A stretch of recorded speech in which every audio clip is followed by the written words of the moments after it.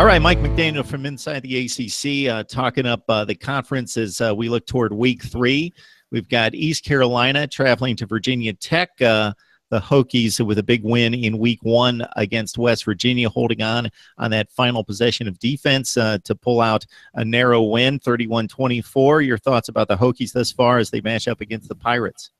They haven't been able to run the ball. I think that's the biggest issue with Virginia Tech, and they really haven't run the ball well in the first year and a half now that Justin Fuente's been in Blacksburg. Obviously, when you break in a new quarterback, it would be nice if you had a running game to complement his skill set. Right now, the Hokies don't have that. I think that's what's problematic about their offensive attack so far.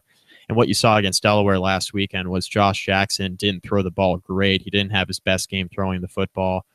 Didn't look quite as polished as he did against West Virginia. Some of that might be due to it being a short week and the fact the Hokies didn't practice in pads all of last week due to the physical nature of that game against West Virginia.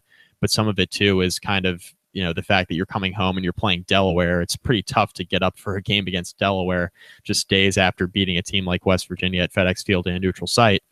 But the Hokies need to play better offensively specifically. They need to run the football better. I think Jackson will come around and he'll be fine. He's been good so far because he hasn't turned the football over. I think that's the one really positive thing you can say about his performance so far is that he's taking care of the football.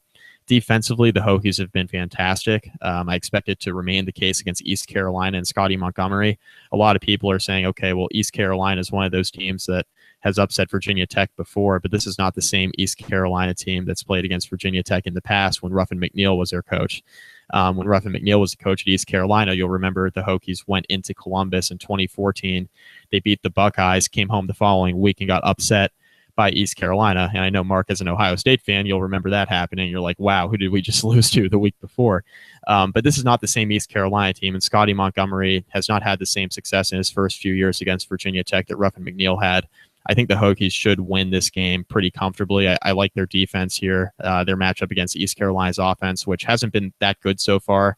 Former ACC quarterback Thomas Sirk, who used to be a member of the Duke Blue Devils, is the quarterback for East Carolina, but he's questionable, dealing with a concussion. So all the better for the Hokies if they're playing against a backup quarterback in this game specifically.